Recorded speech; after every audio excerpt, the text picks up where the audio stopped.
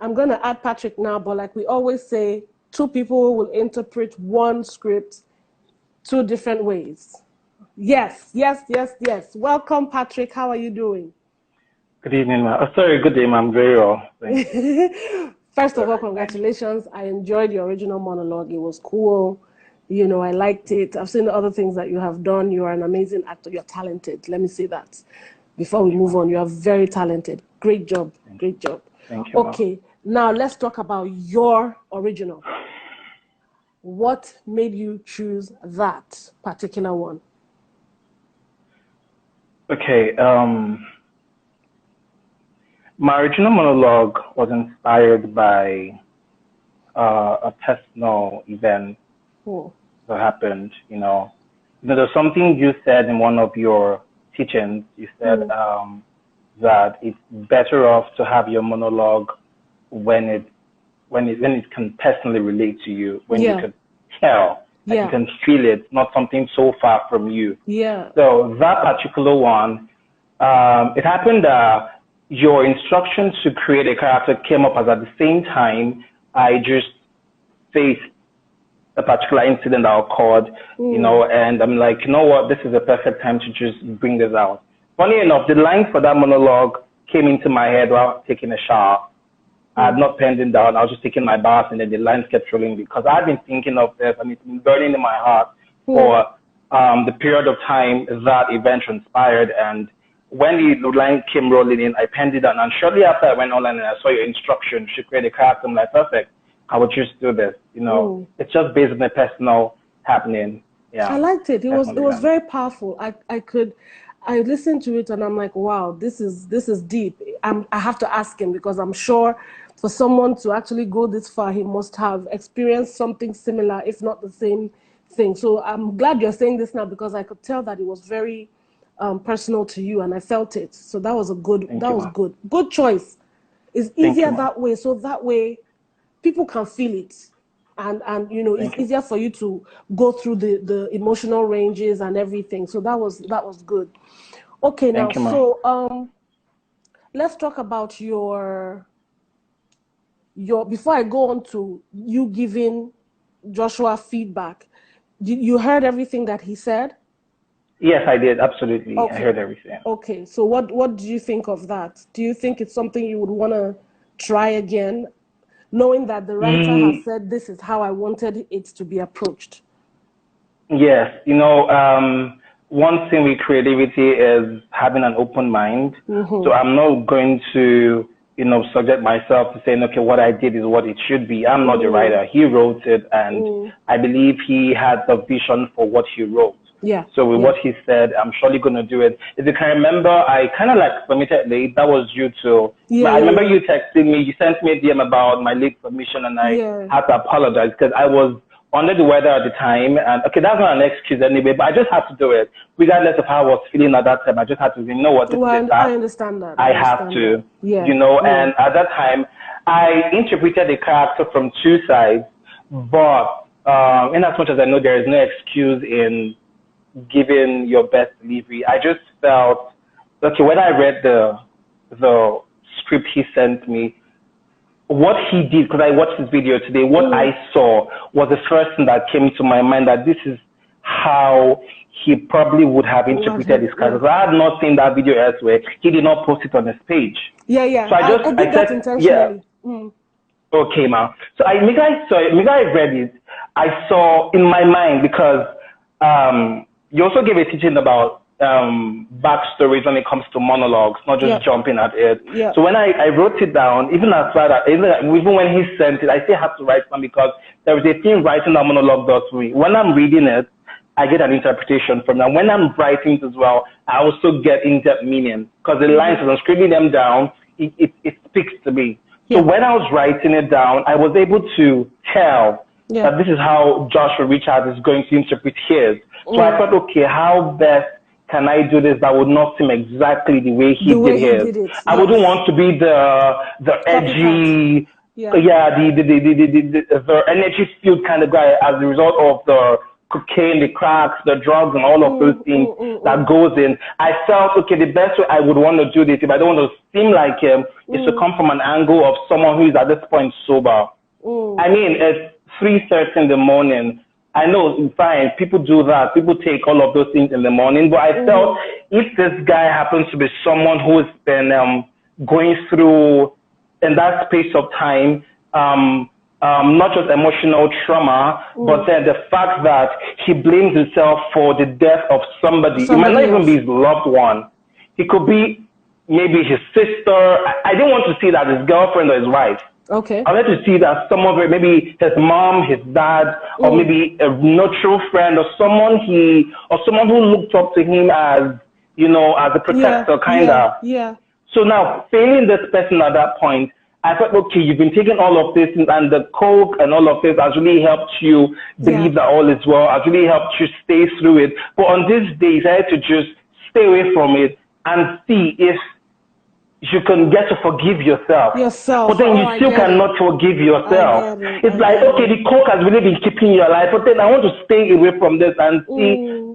Yeah, just get to see if this, okay, all of the things I've been seeing, the thoughts I've been having, the judgment I've been calling on myself, is that a result of what I've been taking? Are these things having adverse effects on my health? Okay, let me see if I can, you know, forgive myself on this day that I'm sober.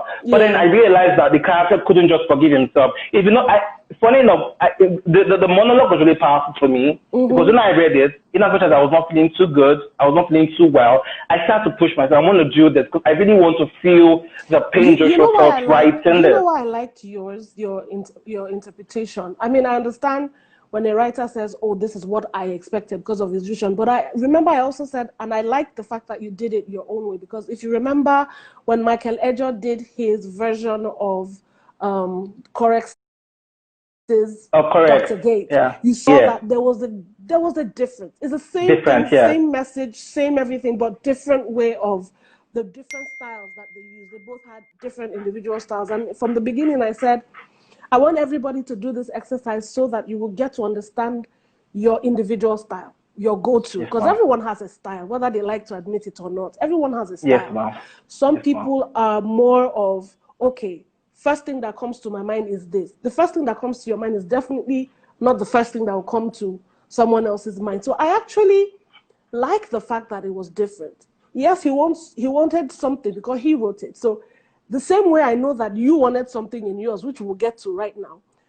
Yeah, I would want both of you to do it the way the writer wants it, but I would not want you to lose your individuality, your individual style of acting, which is why I paired both of you together, because I paired people that I know will give me different things. I wanted the variety. I didn't want monotony. I didn't want people cloning themselves, you know, so I liked your performance. It was strong, it was powerful, it was emotional, it gave me a different feel, but the same message, you know. So, but let us now go to, see, Danny Odukomaya says she likes the choices that Patrick made. I love the choices too. Thank you, Danny. I love the choices too. So now give me feedback for Joshua's performance, and then both of you having your individual styles. I love it, but then I need both of you to also communicate and then do the performances for each other to see if, can I do it the way, because there's one thing for us to interpret something. It's another thing for us to be able to say, okay, the writer or the director wants me to do it this way. Can I also be fluid enough to bend?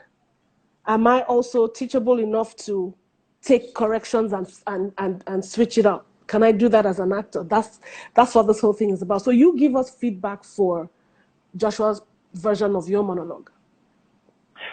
Okay. Joshua's version of my monologue, when I watched it today, the intro seemed, okay, I'm being very honest. No, I mean, the intro seemed a bit, how do I explain this? Okay, now judging from what inspired it, while I was writing, I felt, okay, if this is me wanting to talk to someone who is of a higher higher repeat, like age, there's this age gap, you know, someone who's older, someone who has a particular status or standing to keep. I wouldn't want to just come out of this person in a very harsh tone. I prefer, if I'm to talk to you in that manner, I have to be completely polite, but then make my point.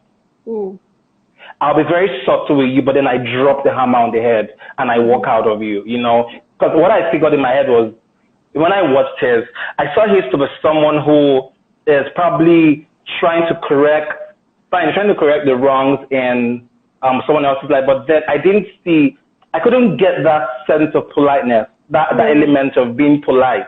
All I could feel was someone who was really angry. I could really tell. I could feel the anger, in as much as his voice level was really low.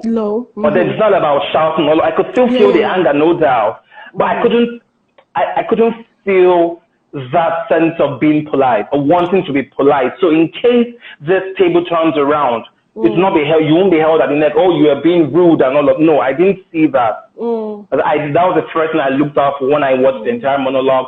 Then I also noticed that the part where we had to do with the part where I talked about fixing the family. It's more like, I don't know, the way I saw it, it's like he really did not understand what I meant by fix your, or what I was trying to say there by fix your family. The way to him, it just, okay, what he did was, what I saw rather, I just saw someone being very direct, no sense of connection or no sense of attachment, whoever is being talked about. No sense of, okay, I'm so much related to this family. I'm like a neutral person from the outside trying to tell you on the inside to fix your problem. I didn't see no sense of connection from him and then the person being spoken to. That was totally off for me. I was looking out for that. I didn't get it. But minus that, I really loved his flow and the fact that, I loved the mannerism employed in it. I loved it. Then there was this part where he paused. I can't remember where exactly, but then he used the pause at some point. And while watching, when I heard that pause, I'm like, oh, this is really good. I mean, I didn't do this in mine, but then he did it in his. I'm like, oh, this is really coming from him. I mean, it's really good. But minus this too, I saw the politeness element and the fact that I didn't feel a sense of attachment or connection with him from him and the person being spoken to. Minus this too. I love the monologue. Great but then he missed some of the lines, basically, though. I mean, I know. He actually played the lines, kind of. The lines are exactly how I sent it to him, you know. I guess you have to pick the words. I noticed he picked the ones that he felt would best come out for him. I don't know. But probably he felt the write-up wasn't authentic. I don't know, but so yeah, but we also have to